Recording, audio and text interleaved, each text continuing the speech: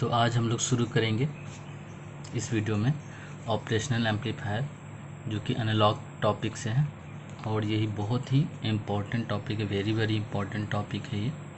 इससे कंपटीशन में भी क्वेश्चंस रहते हैं। ठीक है, तो ऑपरेशनल एम्पलीफायर, ठीक है, इसका नाम है ऑपरेशनल एम्पलीफायर, जिसको शॉर्ट फॉर्म में या शॉर्ट में हम लोग ओपैम्प लिखते हैं। ठीक है, ये इसका सिंबल है। यहाँ पर इसमें 2 इनपुट होते हैं और 1 आउटपुट होते हैं।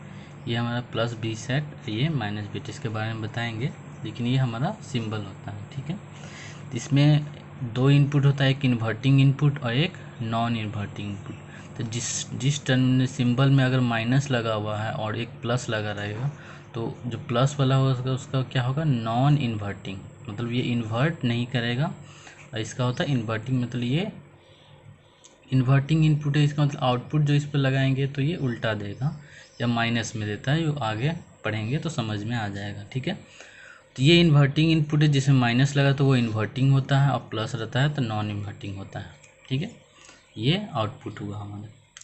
अब जैसे कि ऑपरेशनल एम्पलीफायर है, तो ये नाम से पता चला है कि एम्पलीफायर, तो ये एम्पलीफाई करेगा वोल्टेज सिग्नल को, ये एम्पलीफाई करता है। ठीक है, जैसे कि यहाँ पर हम लोग देख सकते हैं एन ऑपरेशनल एम्पलीफायर, जिसको ओपैम्प भी बोलते हैं, ओपैम्प शॉर्ट फॉर्म इसको ओपैम्प बोलते हैं, is fundamentally A voltage amplifying device. ये वोल्टेज एम्पलीफाइंग डिवाइस है, मतलब ये इसमें अगर वोल्टेज इनपुट लगाते हैं तो आउटपुट को एम्पलीफाई करें। ठीक है, अब आगे देखते हैं कि इसमें और क्या क्या चीज़ है, उसके बाद भी इसके बारे में और डिस्कस करते हैं। It's perform mathematical operation such as add, मतलब एडिंग करेगा, सब्ट्रैक्ट करेगा, इंटीग्रेशन करेगा और डिफरेंशिएशन करेगा। इस तरह का टास्क इसमें परफॉर्म किया जाता है। ठीक है, जैसे हम लोग डिजिटल सर्किट से भी कर सकते हैं, लेकिन इस तरह से हम लोग टास्क परफॉर्म करेंगे। ठीक है, ठीक है, तो इट्स नेक्स्ट है क्या है, it consist of 2 high impedance input. पहला है नॉन इन्वर्टिंग और ये इन्वर्टिंग इनपुट। तो इसमें 2 तरह के इनपुट है, अभी बताए हैं कि 2 तरह के इनपुट होता है। मैंने बताया एक होता है नॉन इन्वर्टिंग, जो कि प्लस साइन वाला होता है, और इन्वर्टिंग में माइनस साइन वाला, जो कि इनपुट है। ठीक है, और इनपुट के हाई इम्पीडेंस इनपुट है, मतलब इसका जो इम्पीडेंस है बहुत ही हाई रहेगा, मतलब जो हाई इनपुट इम्पीडेंस जो बोला जाता है वो बहुत ही ज़्यादा होता है ऑपरेशनल एम्पलीफायर में। ठीक है, अब एक सवाल है इसमें कि ऑपरेशनल एम्पलीफायर बनाया कैसे जाता है। जैसे कि ये तो इसका सिंबल, इसका इंटरनल सर्किट, चाहे ये जो इनपुट है तो ये आउटपुट जो देता है, तो वही नॉर्मल ये ट्रांजिस्टर से ही रहता है। अगर इसका अंदर का सर्किट अगर देखा जाए तो इस ट्रांजिस्टर से ही बनाया जाता है। अब जैसे कि बहुत सारे इसका गेन क्या होता है, बहुत ही ज़्यादा होता है। ठीक है, इसका गेन बहुत ज़्यादा होता है। तो हम लोग जानते हैं कि नॉर्मल एक ट्रांजिस्टर से बनाया जाए तो गेन उतना ज़्यादा नहीं बन सकता है। तो अगर गेन को बढ़ाया जाए, बढ़ाने की अगर हमको ज़रूरत पड़े तो हम लोग क्या कर सकते हैं, तो हम लोग उसका यूज करते हैं एक से ज़्यादा एम्पलीफायर को कनेक्ट करके, उसको बोलते हैं हम लोग कैस्केडिंग एम्पलीफायर, जो मल्टी स्टेज एम्पलीफायर भी बोलते हैं। जिसमें क्या होता है, गेन का जो गेन का, अगर जैसे कि 2 एम्पलीफायर है, अगर A1 और A2 है, तो उसका जो ओवरऑल गेन क्या हो जाता है, मल्टीप्लाई हो जाता है। ठीक है, इससे हम लोग अगर हाई गेन चाहिए तो गेन बढ़ जाता है। ठीक है, ये चीज़ हमारा होता है इसमें। ठीक है, लेकिन हाई गेन बढ़ने के कारण बहुत सारे इसमें चीज़ है जो जानने की ज़रूरत है। सिर्फ गेन ही नहीं ज़्यादा रहता, और भी बहुत सारी चीज़, जैसे कि बैंडविड्थ बहुत ज़्यादा रहता है, स्टेबिलिटी ज़्यादा रहता है। तो वो सब कैसे करते हैं हम लोग, फीडबैक लगा।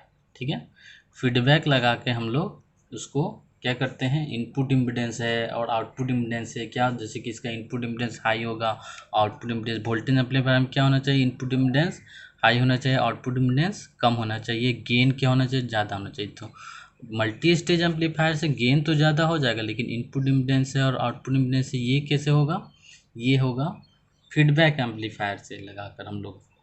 हम लोग पढ़े होंगे आप लोग कि फीडबैक एम्पलीफायर्स क्या होता है, इनपुट इम्पीडेंस ज़्यादा हो जाता है, आउटपुट इम्पीडेंस लो हो जाता है, अगर वोल्टेज एम्पलीफायर है तब।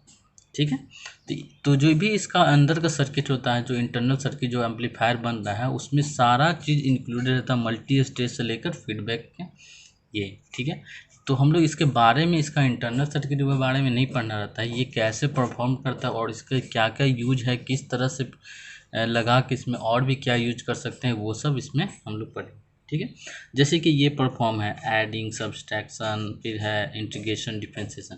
तो ये इनपुट में भी फीडबैक लगा के हम लोग, फीडबैक इसमें भी हम लोग क्या करते हैं, फीडबैक लगा के हम लोग बहुत तरह तरह के टास्क को परफॉर्म करते हैं, सारा मैथमेटिकल ऑपरेशन को परफॉर्म करते हैं, जैसे एडिंग और सब्ट्रैक्शन। तो एडिंग और सब्ट्रैक्शन है, तो ये सब हम लोग क्या करेंगे, इसमें रजिस्टर, कैपेसिटर ये सब लगा कर, कैपेसिटर लगाते हैं। तो डिफरेंशिएशन, इंटीग्रेशन ये सब हम लोग यूज कर सकते हैं। लॉगरिथम भी यूज कर सकते हैं, इसमें लॉग का फंक्शन भी हम लोग इससे कर सकते हैं। ठीक है, इसलिए ये बहुत ही इम्पॉर्टेंट एम्पलीफायर बन जाता है। ठीक है, तो ये हमारा हो गया है ऑपरेशनल एम्पलीफायर।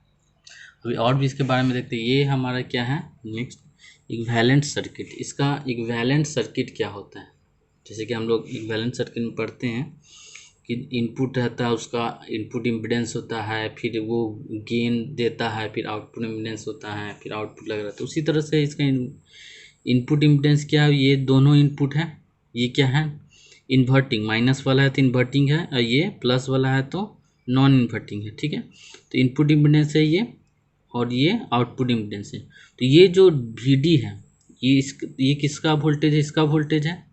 ये V1 V2 क्या है, ये Vd क्या कर रहा है, इन दोनों का डिफरेंस बता रहा है। यानी ये Vd क्या करेगा, V2 माइनस V1 करेगा, V1 माइनस V2 नहीं, V2 माइनस V1, प्लस वाला को माइनस में करेगा। ठीक है, तो Vd क्या होता है, V2 माइनस V1। कहीं कहीं ये माइनस वाला नीचे रहता है, प्लस वाला ऊपर रहता है, उससे कोई फर्क नहीं पड़ने वाला है, बस यही जानना है कि प्लस से लेकर माइनस करते हैं। ठीक है, तो Vd क्या हो जाएगा, V2 माइनस V1। ठीक है, ये इनपुट इम्पीडेंस। तो ये जो वोल्टेज है ये हाई इम्पीडेंस रहता है, इसलिए क्या होता है, ये सारा वोल्टेज जो डिफरेंस है इसमें एब्जॉर्ब होता है। तो ये अब ये क्या करेगा, गेन इसको बढ़ाएगा, कितने टाइम से, ए टाइम से क्या किया है, V2 माइनस V1, यानी A इंटू Vd भी लिख सकते हैं इसको, A इंटू Vd। तो ये जो सोर्स अब काम कर रहा है A इंटू Vd कर रहा है, मतलब अगर यहाँ पर 3 लिए हैं, यहाँ पर अगर 5 लिए हैं, तो 5 माइनस 3 क्या होगा, 2 होगा।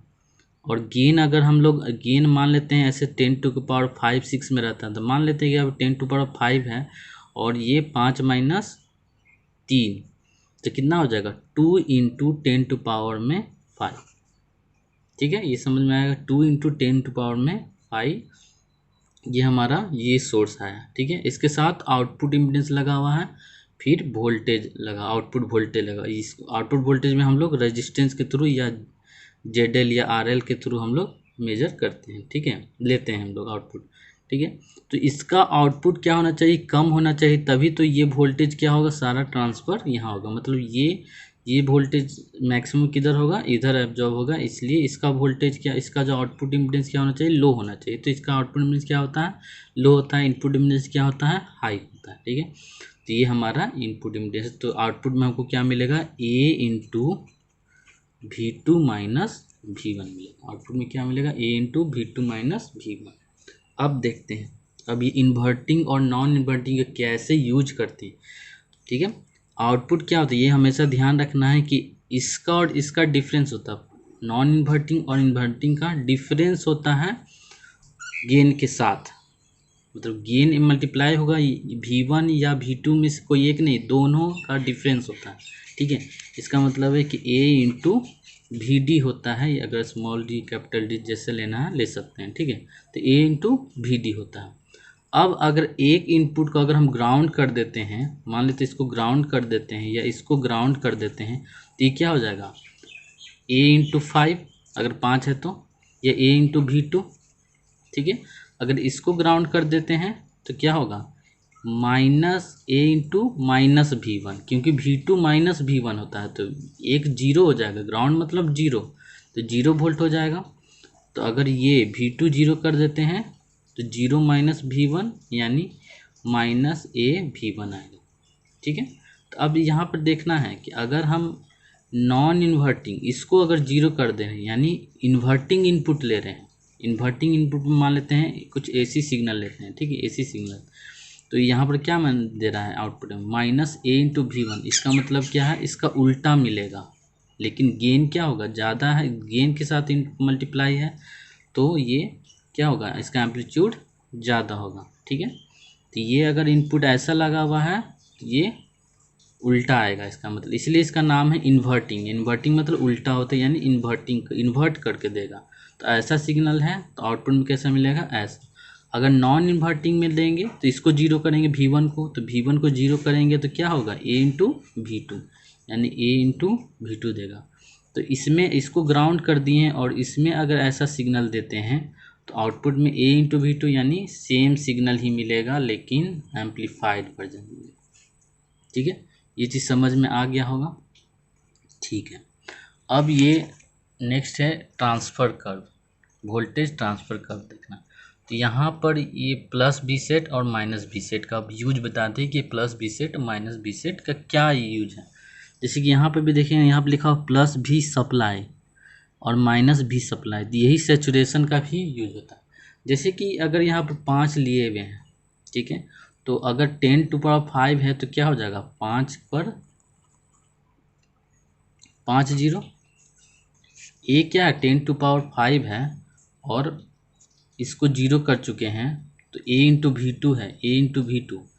ए अगर 10 टू पावर 5 है और V2 क्या है, 5 है, तो A into 10 to power 5, V2 5 है, तो क्या हो जाएगा, ये आउटपुट वोल्टेज क्या हो जाएगा, ये होगा।